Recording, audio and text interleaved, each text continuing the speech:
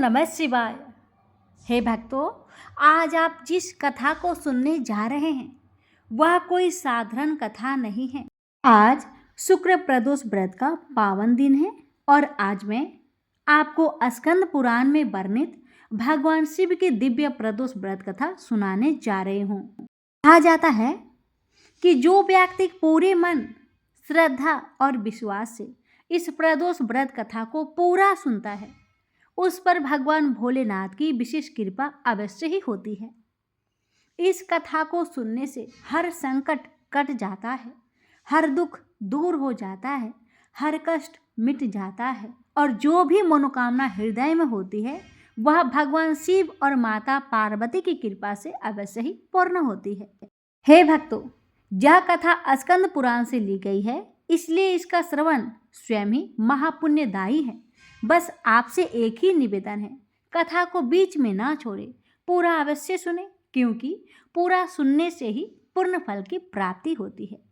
तो आइए मन को शांत कीजिए, भोलेनाथ का ध्यान करिए और शुक्र प्रदोष व्रत की इस पावन कथा का श्रवण करें। ओम नमः शिवाय। एक समय की बात है भक्तों, माटी नाम का एक बड़ा भगवान शिव का भक्त था जो भगवान को बहुत ही मानता था। दिन रात उनका भजन कीर्तन करता था। हर दिन ओम नमः शिवाय का जाप करता रहता था।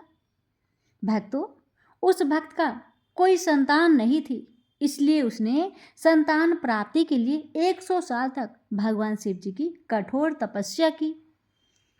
शिव जी ने उसे संतान का वरदान दिया।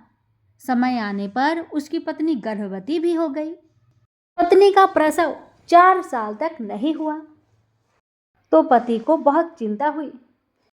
उसे पता चला कि गर्भ में बालक कालमार्ग नामक राक्षस के डर से ही बाहर नहीं निकल रहा है। तब पिता ने सोचा क्यों ना गर्भ में स्थित शिशु को शिव जी का ज्ञान दे दिया जाए। बस क्या था, उसने शिशु को भगवान शिव का ज्ञान देना शुरू कर दिया, जिससे शिशु को बोध हुआ और वह बाहर निकला। पिता माटी ने काल मार्ग से डरने के कारण अपने पुत्र का नाम रखा काल भीति। काल भीति जन्म से ही परम भगवान शिव के भक्त थे। बड़ा होते ही काल भीति घोर तपस्या में लगे। बेल के पेड़ के नीचे पैर के अंगूठे पर खड़े होकर वह 100 वर्षों तक एक बूंद भी पानी पिए बिना मंत्रों का जप करते रहे। 100 वर्ष पूरे होने पर एक दिन एक आदमी जल से भरा हुआ एक घड़ा लेकर उनके पास आया और काल भीति को नमस्कार कर उसने कहा, जल ग्रहण कीजिए। काल भीति बोले, आप किस वर्ण के हैं? आपका आचार व्यवहार कैसा है? यह सब जाने बिना मैं आपका जल नहीं पी सकता। पानी लाने वाला आगंतुक बोला, मैं जब अपने माता पिता को ही नहीं जानता तो मैं अपने वर्ण का क्या कहूँ? आचार विचार और धर्मों से मेरा कोई वास्ता ही नहीं रहा। काल भीति ने कहा, मेरे गुरु के अनुसार जिसके कुल का ज्ञान ना हो उसका अन्न जल ग्रहण करने वाला तत्काल कष्ट में पड़ता है। इसलिए हे श्रीमान, मैं आपका लाया हुआ पानी नहीं पीऊंगा। इस पर अंगतुक बोला, तुम्हारी बात पर मुझे तो हंसी आ रही है। जब सब में भगवान शंकर ही निवास करते हैं तो किसी को बुरा नहीं कहना चाहिए, क्योंकि इसमें भगवान शंकर की ही निंदा हो रही है। यह जल अपवित्र कैसे हुआ? घड़ा मिट्टी से बना हुआ है और आग में पका हुआ है, फिर जल से भर दिया गया। मेरे छूने से अशुद्धि आ गई, तो अगर मैं अशुद्ध होकर इस धरती पर रह रहा हूँ तो आप यहाँ क्यों रहते हो? आकाश में जाइए, आकाश में क्यों नहीं रहते? इस पर काल भीति ने कहा, सभी में शिव ही है। सबको शिव मानने वाले नास्तिक लोग खाना छोड़कर मिट्टी क्यों नहीं खाते? राख और धूल क्यों नहीं फाकते? और मैं नहीं कह रहा कि सब में शिव नहीं है, भगवान शिव सब में ही है। मेरी बात ध्यान से सुनिए। सोने के गहने बहुत तरह के बनते हैं, कुछ क्षुद्र सोने के तो कुछ मिलावटी। खरे खोटे सभी आभूषणों में सोना तो है ही। इसी प्रकार ऊंच नीच शुद्ध अशुद्ध सब में भगवान सदा शिव विराजमान है। जैसे खोटा सोना खरे के साथ मिलकर एक हो जाता है, इसी तरह इस शरीर को भी व्रत तपस्या और सदाचार आदि के द्वारा शोधित करके शुद्ध बना लेने पर मनुष्य निश्चय ही खरा सोना होकर स्वर्ग में चला जाता है। तो शरीर को खोटी अपवित्र चीजों से बिगाड़ना ठीक नहीं।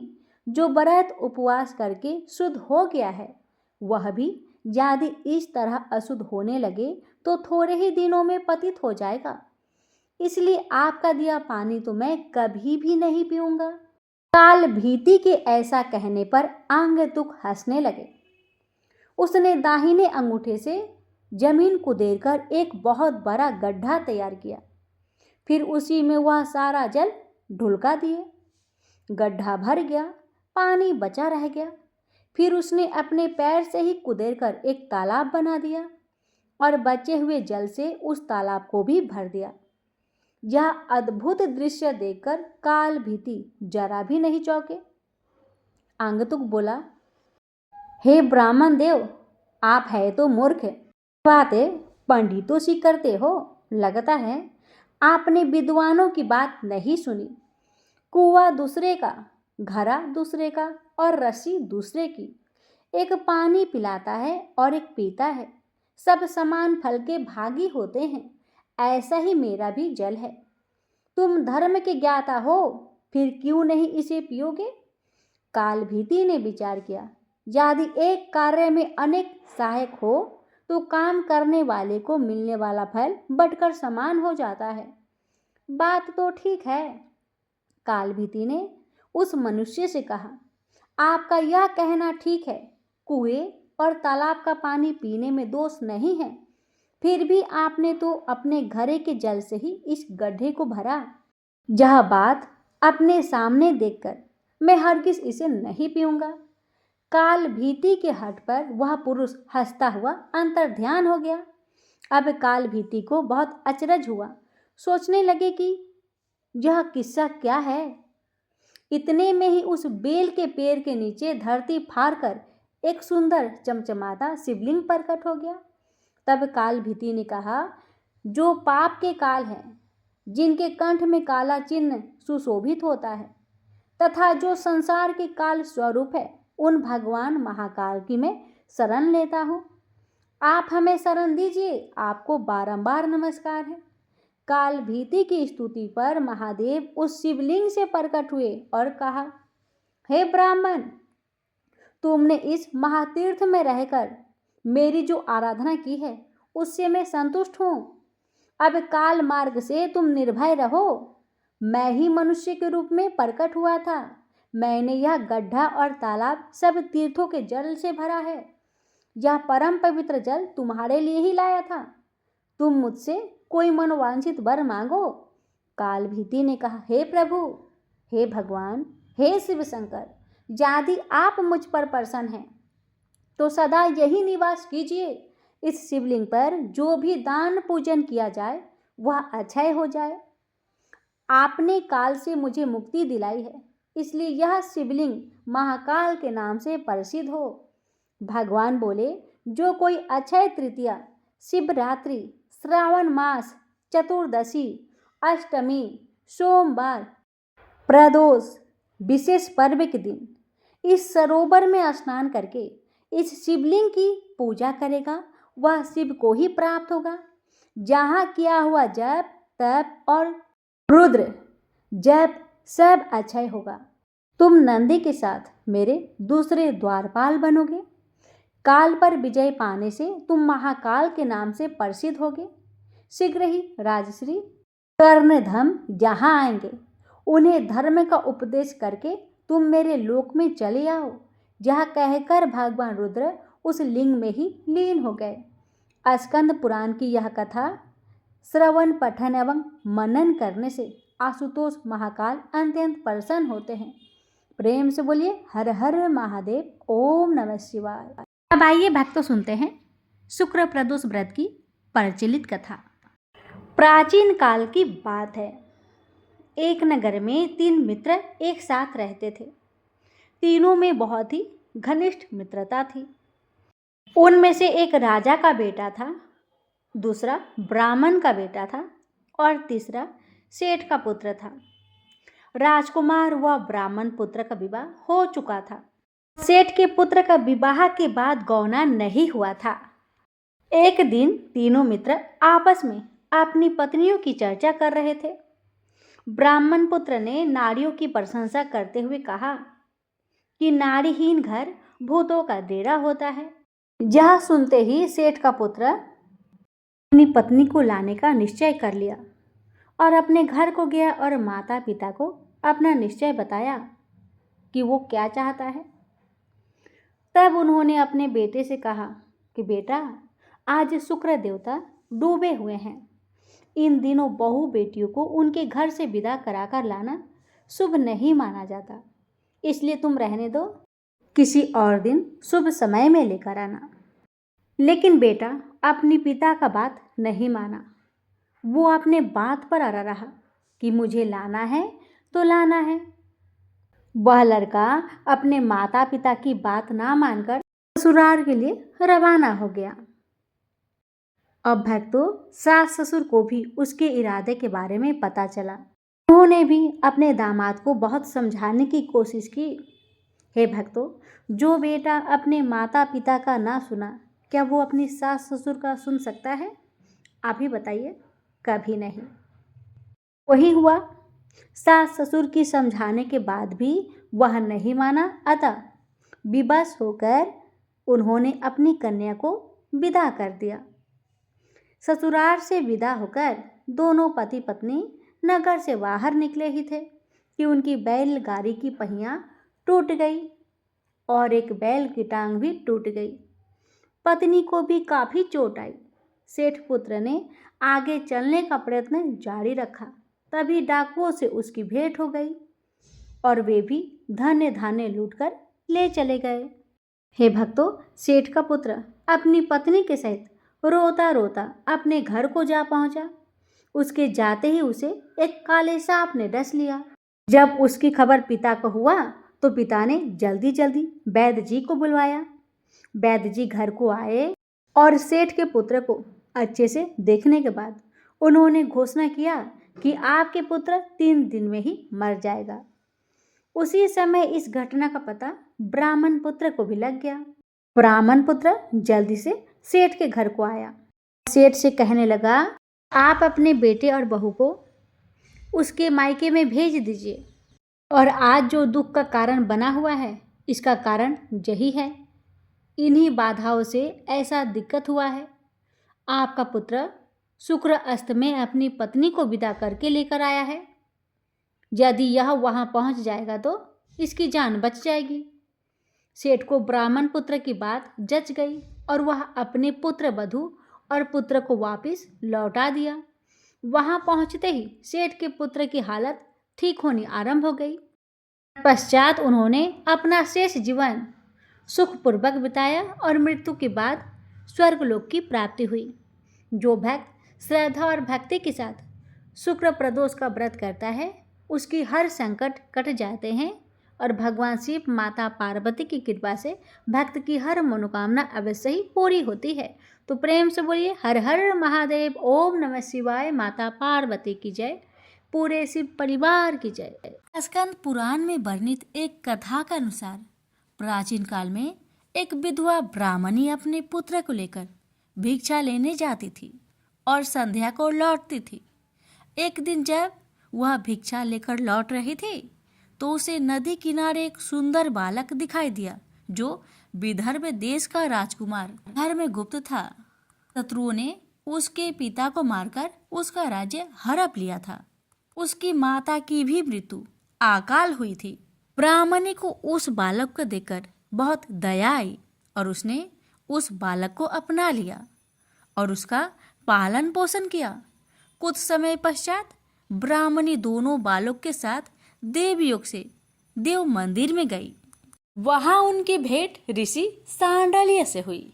ऋषि सांडलिया ने ब्राह्मणी को बताया कि जो बालक उन्हें मिला है वह विदर्भ देश का राजा का पुत्र है जो युद्ध में मारे गए थे और उनकी माता को ग्रह ने अपना भोजन बना लिया था। ऋषि सांडल्य ने ब्राह्मणी को प्रदोष व्रत करने की सलाह दी। ऋषि आज्ञा से दोनों बालकों ने भी प्रदोष व्रत करना शुरू कर दिया। एक दिन दोनों बालक वन में घूम रहे थे, तभी उन्हें कुछ गंधर्व कन्याएं नजर आई। ब्राह्मण बालक तो घर लौट आया, किंतु राजकुमार धर्मगुप्त अंशुमति नाम की गंधर्व कन्या से बात करने लगे। गंधर्व कन्या और राजकुमार एक दूसरे पर मोहित हो गए। कन्या ने विवाह हेतु राजकुमार को अपने पिता से मिलवाने के लिए बुलवाया। दूसरे दिन जब वह पुनः गंधर्व कन्या से मिलने आया तो गंधर्व कन्या के पिता ने बताया कि वह विदर्भ देश का राजकुमार है। भगवान शिव की आज्ञा से गंधर्व राज ने अपनी पुत्री का विवाह राजकुमार धर्मगुप्त से करवाया। इसके बाद राजकुमार धर्मगुप्त ने गंधर्व सेना की सहायता से विदर्भ देश पर पुनः आधिपत्य प्राप्त किया। यह सब ब्राह्मणी और राजकुमार धर्मगुप्त के प्रदोष व्रत करने का फल था।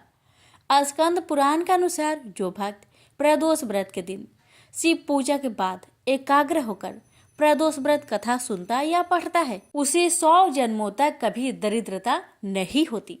प्रेम से बोलिए उमापति शंकर भगवान की जय। प्राचीन समय में काशी के समीप एक नगरी थी जो जंगलों से घिरी हुई थी। इसी नगरी में नंदी नाम के एक धनिक वैश्य रहते थे। वे धर्म कर्म में विश्वास करते थे और श्रद्धा भक्ति भाव से भगवान का चिंतन करते थे। उनका नियम था कि वे जंगल के मंदिर में प्रतिदिन पूजा करने जाते थे, दान करते, गरीबों की सहायता करते। एक दिन की बात है, एक दिन शिकारी उस मंदिर के समीप से गुजर रहा था। दोपहर की धूप तन जला रही थी।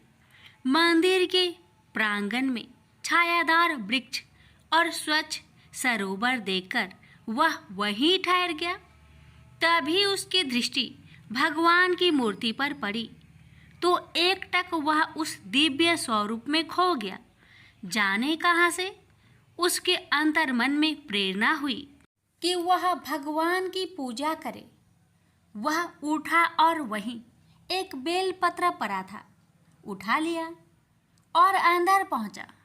बेलपत्र को वहीं रखकर वह सरोवर में से अंजलि भर पानी लाया। पानी से स्नान कराकर उसने बेलपत्र चढ़ा दिया।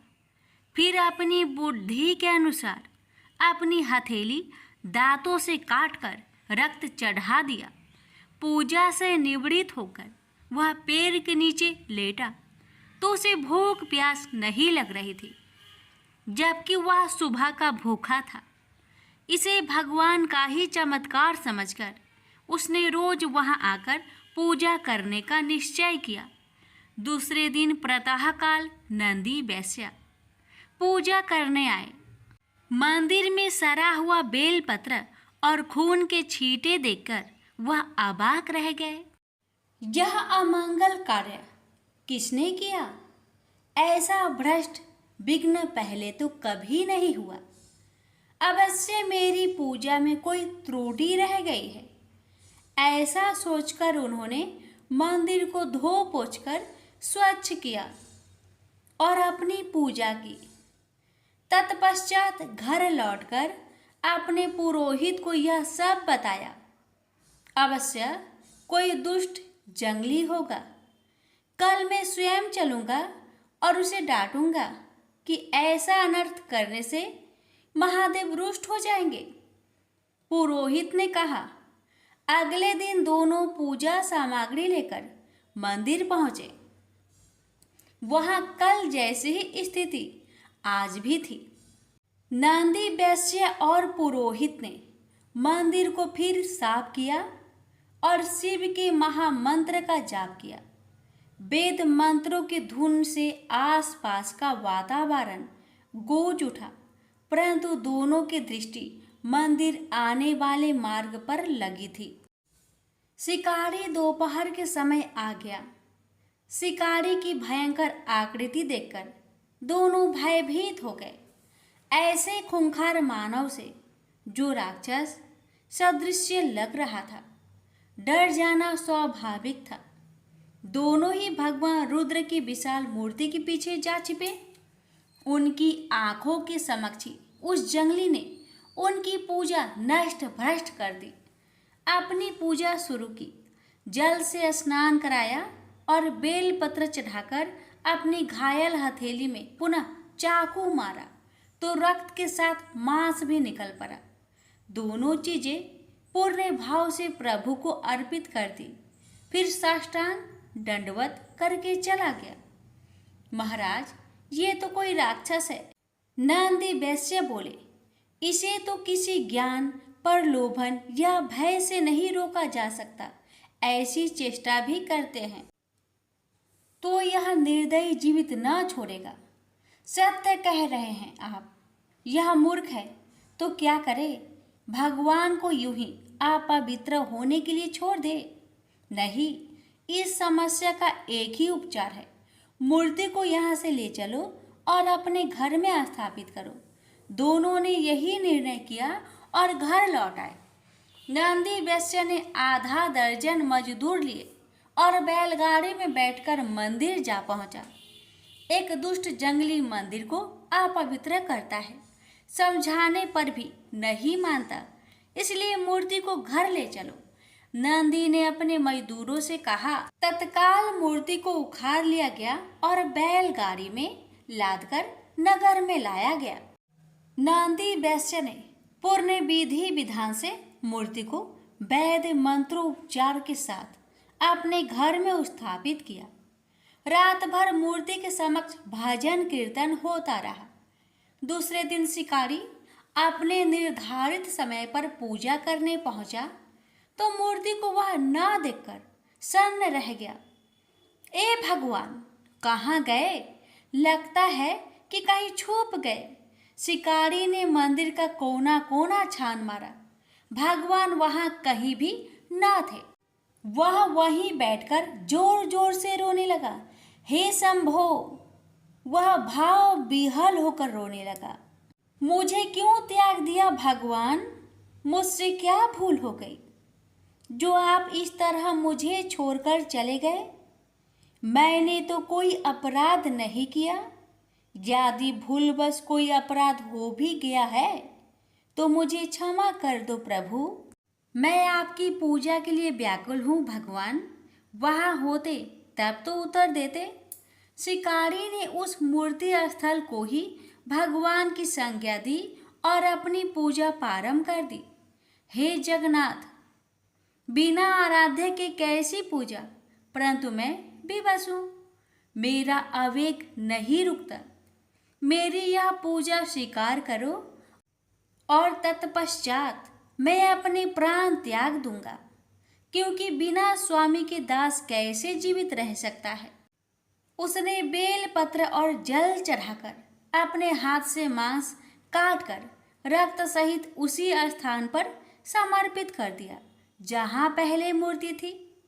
फिर सरोवर में स्नान करके अखंड ध्यान में बैठ गया।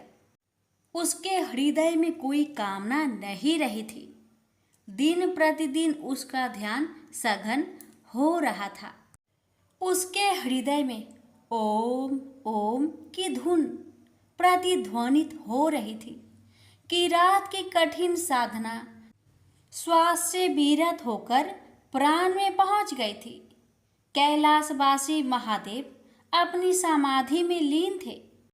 जब भक्त की प्राणयुक्त पुकार उनके मर्म से टकराई तो भगवान भोलेनाथ ने समाधि छोड़ दी और दिव्य दृष्टि से चहु और देखा कि रात को निष्काम भक्ति करते देखा तो दौड़े उसके समक्ष पहुंचे।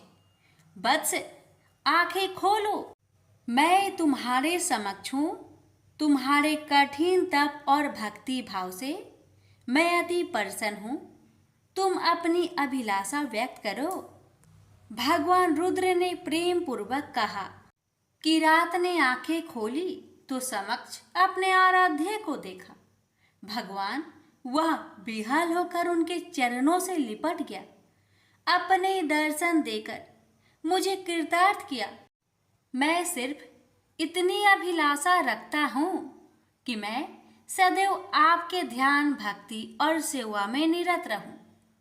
तथास्तु, आज से तुम मेरे पार्षद हुए, मैं तुम्हें अपनी सेवा में लेता हूँ। किरात प्रसन्नता से नाच उठा। उसकी यह दशा देखकर भोले भंडारी भी डमरू बजाने लगे और सुंदर नृत्य कर उठे। उनका डमरू बजा तो देवी देवताओं ने भी अन्य वाद्य यंत्रों से उस आनंद पूर्वक स्थिति का आनंद बढ़ा दिया। तीनों लोकों में ओम ओम की प्रतिध्वनि हो रही थी। शंख, मृदंग, ढोलक इत्यादि की सुरीली लय से सर्वत्र आनंद उमड़ उठा। शिव भक्तों में तो जैसे आनंद का बाढ़ आ गई। चहु और बम भोले गुंजयमान हो रहा था। नंदी वैश्य भी अपने घर में बैठे थे। जब उन्होंने सुना कि जंगल वाले मंदिर पर स्वयं देवाधिदेव डमरू बजाकर नृत्य कर रहे हैं, तो वह नंगे पांव ही दौड़ते चले गए। मंदिर पर अपार भीड़ एकत्र थी। कितना विहंगम दृश्य था। नंदी वैश्य ने किरात को भगवान शंकर के साथ नृत्य करते देखा तो उन्हें आश्चर्य के साथ किरात के प्रति अपने पूर्व विचारों पर क्षोभ हुआ कि मैं कितना अधम हूँ, जो भगवान के प्यारे भक्त को अपशब्द कहता था। मैंने ही उसे उसके आराध्य की पूजा न करने देने का निष्फल प्रयास किया। नंदी वैश्य दौड़कर किरात के चरणों से लिपट गया। हे महात्मन, मेरा अपराध क्षमा करो। मैंने ही भगवान की मूर्ति ले जाने का अपराध किया। मैं अधम हूँ, मुझे क्षमा करो। उठो मेरे प्रेरक। किरात ने नंदी को उठाया। तुम्हारी ही कृपा से तो मुझे जैसे अबुद्धि को भगवान के साक्षात दर्शन हुए। मैं तुम्हारा ऋणी हूँ। तुम महान हो भक्त, तुम्हारी भक्ति श्रेष्ठ है। अब तुम ही मेरा उद्धार कर सकते हो। मैं तुम्हारी शरण में हूँ। किरात ने उन्हें भोलेनाथ के समक्ष प्रस्तुत किया। हे महाकाल, भोलेनाथ ने कहा, यह कौन है? मैं इसे नहीं पहचानता। नाथ, यह आपके परम भक्त है, प्रतिदिन आपकी पूजा करते हैं। मुझे स्मरण नहीं, मुझे तो केवल तुम ही याद हो। तुम ही मेरी प्रेमी हो, मैं तो उनका मित्र हूँ, तो निष्काम हृदय से मेरा सुमिरन करते हैं। हे जगत पिता, मैं आपका भक्त हूँ और आप मेरे गुरु हैं, मित्र हैं। आपने मुझे स्वीकार किया, इन्हें भी स्वीकार कीजिए। भक्त की इच्छा भगवान पूर्ण ना करे। भक्त किरात ने नंदी को स्वीकार किया तो भगवान जगन्नाथ कैसे अस्वीकार करते? तथास्तु, महादेव ने कहा। नंदी वैश्य प्रसन्नता से प्रभु के चरणों में गिर गए। यही किरात और नंदी वैश्य भगवान के गण नंदी और महाकाल के नाम से प्रसिद्ध हुए। प्रेम से बोलिए हर हर महादेव। माता पार्वती की जय। गणेश भगवान जी की कथा। ये कथा है गणेश जी की एक दंत होने की। बात उस समय की है जब परशुराम ने अपनी प्रतिज्ञा के अनुसार पृथ्वी को क्षत्रियों से रहित कर दिया था। तब वे अपने गुरु भूतनाथ के चरणों में प्रणाम करने और गुरु पत्नी अम्बा तथा उनके नारायण तुल्य दोनों गुरुपुत्र कार्तिकेय और गणनायक को देखने की लालसा से कैलाश पहुँचे। वहाँ उन्होंने अत्यंत अद्भुत कैलाशपुरी का दर्शन किया। अपने गुरु की उस दिव्य पुरी के दर्शन कर उनका नंदन आनंद विभोर हो गए। फिर उन्होंने शिव का 15 योजन ऊंचा और 4 योजन विस्तृत अत्यंत सुंदर आश्रम देखा। परशुराम वहाँ सबसे मिले और उन्होंने सबसे बात की। इसके बाद वे नंदीकेश्वर से आज्ञा प्राप्त कर प्रसन्नता पूर्वक आश्रम के भीतर प्रविष्ट हुए। कुछ ही आगे जाने पर महातपस्वी परशुराम ने बहुमूल्य रत्नों से निर्मित सैकड़ों मंदिर देखे। उन्होंने वहाँ का भीतरी द्वार देखा जो नाना प्रकार की चित्रकारी से चित्रित तथा हीरे मोतियों की गुथी हुई मालाओं से अत्यंत शोभ्यमान था। परशुराम ने द्वार के बाएं भाग में अपने गुरुपुत्र कार्तिकेय को देखा और दाहिने ओर पार्वती नंदन गणेश तथा शिव पार्वती का अवलोकन किया। वे वहाँ रत्नाभरण भूषित बहुमूल्य रत्नों से बने सिंहासनों पर आसीन थे। परशुराम सबसे मिलते और प्रेम पूर्वक बात करते हुए प्रसन्नचित चित्त से आगे बढ़े ही थे कि गणेश ने उन्हें देखकर कहा, शूलपाणी इस समय शयन कर रहे हैं। मैं उन परम प्रभु की आज्ञा प्राप्त कर तत्काल तुम्हें साथ ले चलूंगा। बस इतनी देर रुक जाओ। परशुराम ने गणेश के सम्मुख खड़े खड़े उत्तर दिया, बंधुवर, मैं अपने गुरु शिव व माता पार्वती के दर्शन करना चाहता हूँ। मैं उनके चरणों में प्रणाम कर अभी लौट जाऊंगा। गणेश ने उन्हें अनेक प्रकार से समझाते हुए कहा, इस समय भूतेश्वर शिव एवं माता पार्वती अंतःपुर में है, अतएव अभी आपको वहाँ नहीं जाना चाहिए। परम गुरुदेव शिव एवं माता पार्वती के चरण कमलों के दर्शन करने का मेरा सहज अधिकार है। परशुराम अपने आग्रह पर दृढ़ थे, किंतु गणेश उन्हें अत्यंत विनय पूर्वक समझाते रहे। मैं तो परम पिता शिव एवं माता पार्वती के दर्शनार्थ जाऊंगा ही। यह कहकर परशुराम आगे बढ़ना ही चाहते थे कि गणेश ने उन्हें रोक दिया।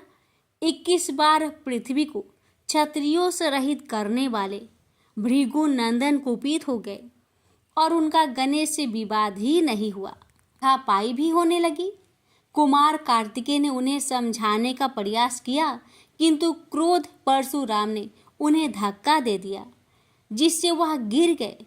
शिव पुत्र गणेश ने उठकर परशुराम की उद्दंडता के लिए उनकी भर्त्सना की, तो क्रोध परशुराम ने अपना तीक्ष्ण परशु उठा लिया।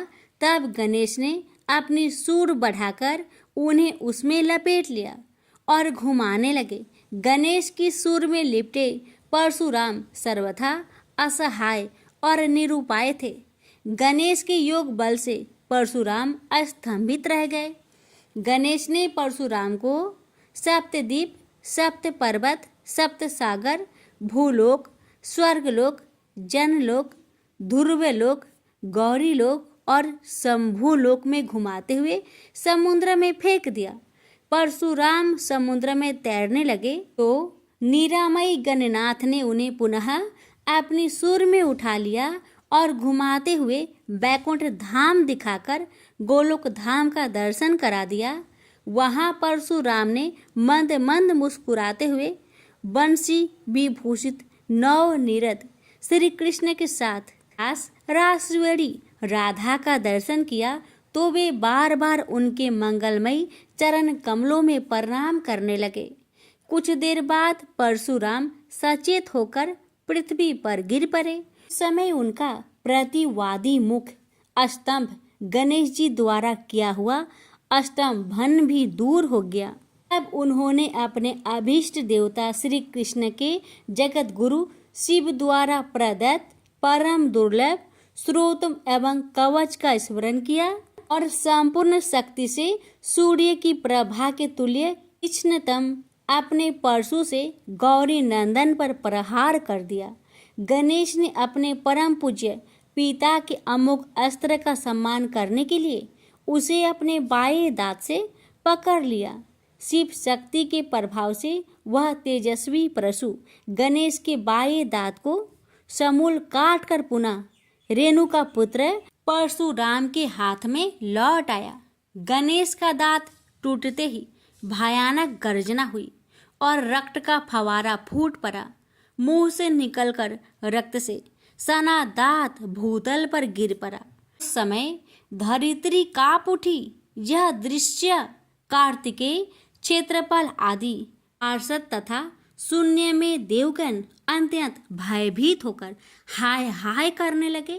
कैलाशवासी डर से मूर्छित हो गए।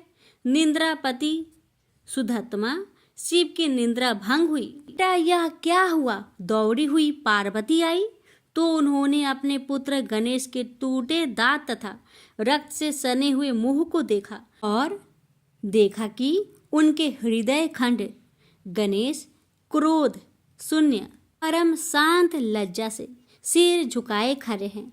अत्यंत व्याकुल होकर उन्होंने स्कंद से पूछा, क्या बात है? यह कैसे हुआ? स्कंद द्वारा संपूर्ण वृत्तांत सुनकर पार्वती अत्यंत क्रोध हुई और अपने प्रिय पुत्र गणेश जी को सीने से लगाकर रोती हुई शिव से बोली, मेरे पुत्र गणेश और आपके शिष्य परशुराम में किसका दोष है? आप ही निर्णय करें। फिर माता पार्वती ने अपने सम्मुख परशुराम को शिव के प्रमोदक द्वारा चरण कमलों की निर्भयता पूर्वक सेवा करते हुए देखकर कहा, हे महाभाग राम, तुम योगियों के गुरु देवाधिदेव महादेव के शिष्य हो। तुम शुद्ध मन वाले हो। तुम्हारी अशुद्धता का कारण मेरी समझ में नहीं आ रहा। तुमने करुणामय गुरु से अमोघ परशु प्राप्त कर पहले तो उसकी क्षत्रिय जाति पर परीक्षा की और अब गुरु पुत्र पर परीक्षा की है। श्रुति गुरु दक्षिणा देने का निर्देश करती है और तुमने अत्यंत निर्दयता पूर्वक गुरु पुत्र का समूल एक दांत ही नष्ट कर दिया। अब इसका सिर भी काट डालो। चरमता का अमोघ परशु प्राप्त कर ले तो क्षुद्र श्रृंगाल भी वनराज को मार सकता है। इतना कहकर क्रोध से भगवती पार्वती परशुराम को मारने के लिए प्रस्तुत हो गई। भय बस परशुराम ने मन ही मन करुणा सागर गुरु को प्रणाम कर अपने इष्ट देव गोलोकनाथ श्री कृष्ण का स्मरण किया। तभी पार्वती ने अपने सम्मुख एक बौने ब्राह्मण बालक को देखा। उस पर तेजस्वी ब्राह्मण बालक को देखकर आतुरता से भगवान शंकर ने भक्ति पूर्वक मस्तक झुकाकर प्रणाम किया। उसके बाद माता पार्वती ने भी उसे प्रणाम किया। परम तेजस्वी ब्राह्मण बालक ने शिव एवं पार्वती को शुभ आशीर्वाद प्रदान किया। यह दृश्य देखकर कैलाशवासी बालक बालिकाएं भयभीत एवं चकित हो गए। फिर भगवान शंकर ने उनका पूजन किया। वे वामन भगवान रत्न सिंहासन पर विराजमान थे। उनका उत्कृष्ट तेज सर्वत्र फैल रहा था। भगवान शंकर ने मधुर शब्दों में कहा, आज मेरा परम सौभाग्य है जो आपने कृपा पूर्वक मेरे यहाँ पधार कर मुझे सेवा का अवसर प्रदान किया है। सुतोष शिव की मधुर वाणी से प्रसन्न होकर ब्राह्मण बाल रूपी स्वयं श्री हरि ने गंभीर स्वर में कहा, आप लोग की वर्तमान स्थिति जानकर मैं श्वेत द्वीप से आ रहा हूँ। मेरे भक्तों का कभी अमंगल नहीं होता। मेरा सहस्त्रसार उनके रक्षार्थ प्रतिक्षण प्रस्तुत रहता है, किंतु गुरु के रुष्ट होने पर मैं विवश हो जाता हूँ। गुरु की अवहेलना बलवती होती है। विद्या और मंत्र प्रदान करने वाला गुरु अभिष्ट देव से 100 गुना श्रेष्ठ है। गुरु से बढ़कर कोई देवता नहीं है, पार्वती से बढ़कर कोई पतिव्रता नहीं है तथा गणेश से उत्तम कोई जितेंद्रिय नहीं है। भृगु नंदन ने गुरु पत्नी एवं गुरु पुत्र की अवहेलना कर दी है। उसी का मार्जन करने के लिए मैं यहाँ उपस्थित हुआ हूँ। श्री हरि ने भगवान शंकर के बाद भगवती पार्वती से कहा, तुम जग जननी हो। तुम्हारे लिए गणेश, कार्तिकेय और परशुराम भी पुत्र तुल्य है। इन परशुराम ने स्नेह के प्रति शिव और तुम्हारे मन में भेद नहीं है। आता एवं जो उचित समझो करो। देव बड़ा प्रबल होता है। बालकों का यह विवाद तो देव दोष से ही घटित हुआ है। तुम्हारे इस प्रिय पुत्र का एक दंत नाम वेदों में प्रसिद्ध है। फिर श्री हरि ने परशुराम से कहा, राम, तुमने क्रोधवश शिवा पुत्र गणेश का दांत तोड़कर अनुचित किया है। इस कारण तुम निश्चय ही अपराधी हो। ये सर्वशक्ति स्वरूपा पार्वती प्रकृति से परे और निर्गुण है। श्री कृष्ण भी इन्हीं की शक्ति से शक्तिशाली हुए हैं। ये समस्त देवताओं की जननी है। तुम इनकी स्तुति कर इन्हें संतुष्ट करो। इतना कहकर श्री हरि बैकुंठ के लिए प्रस्थान कर गए। परशुराम ने भी स्नान कर शुद्ध वस्त्र धारण कर लिए। वह हाथ जोड़कर गुरुदेव के चरणों में प्रणाम कर सिर झुकाए जगजननी गौरी का स्तवन करने लगे। भक्तवर परशुराम के संपूर्ण अंग पुलकित थे और उनके नेत्र से अश्रु प्रवाहित हो रहे थे। इस प्रकार करुण प्रार्थना करते हुए अंत में परशुराम ने कहा, जगजननी, रक्षा करो, रक्षा करो, मेरे अपराध को क्षमा कर दो। भला कहीं बच्चे के अपराध करने से माता कुपित होती है। यह कहकर परशुराम ने माता पार्वती के चरणों में प्रणाम कर अत्यंत दुखी होकर रोने लगे। परशुराम की करुण प्रार्थना से करुणामयी पार्वती का हृदय द्रवित हो गया। उन्होंने प्रीति पूर्वक परशुराम को अभय दान देते हुए कहा, बेटा, अब शांत हो जाओ। आशुतोष के अनुग्रह से तुम्हारी सर्वत्र विजय हो। सर्वतरात्मा श्री हरि तुम पर सदा प्रसन्न रहे। गुरुदेव शिव में तुम्हारी भक्ति सुदृढ़ रहे। तुम अमर हो जाओ। इसी प्रकार दयामयी पार्वती ने परशुराम को आशीर्वाद दिया और वे अपने अंतपुर में चली गई। उस समय वहां श्री भगवान के मंगल नाम का उच्च घोष होने लगा। फिर परशुराम ने एक दंत गणेश का स्तवन किया और गंधे, पुष्प, धूप, दीप एवं तुलसी रहित नैवेद्य आदि से लंबोदर की विधि पूर्वक पूजा की। परशुराम ने भक्ति भाव से भाई गणेश को संतुष्ट कर माता पार्वती एवं कृपा सिंधु त्रिलोचन के चरणों में प्रणाम किया। फिर उन्होंने गुरु की आज्ञा प्राप्त कर प्रसन्नता पूर्वक वहां से प्रस्थान किए। प्रेम से बोलिए गौरी पुत्र गणेश भगवान की जय। हर हर महादेव। माता पार्वती की जय। शिव जी की आरती। ओम जय शिव ओंकारा, स्वामी जय शिव ओंकारा, ब्रह्मा विष्णु सदा शिव अर्धांगी धारा। ओम जय शिव ओंकारा, स्वामी जय शिव ओंकारा, एकानन चतुरानन पंचानन राजे, हंसानन गरुड़ासन वृषवाहन साजे। ओम जय शिव ओंकारा, स्वामी जय शिव ओंकारा, दो भुज चार चतुर्भुज, दस भुज अति सोहे, त्रिगुण रूप निरखते त्रिभुवन जन मोहे। ऐछि माला बने माला, मुंड माला धारी, त्रिपुरारी कंसारी करे माला धारी।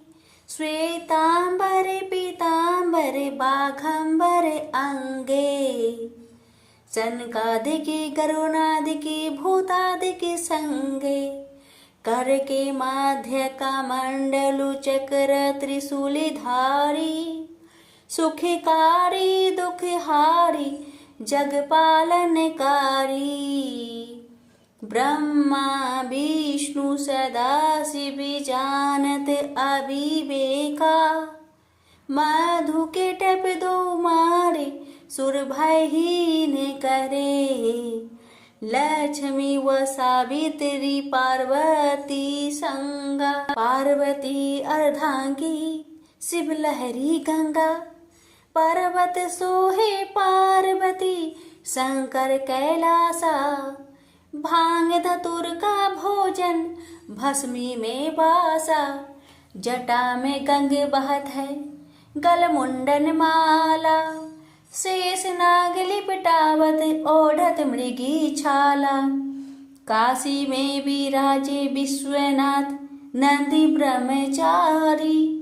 नीत उठ दर्शन पावत महिमाति भारी। त्रिगुण स्वामी जी की आरती जो कोई नरे गावे।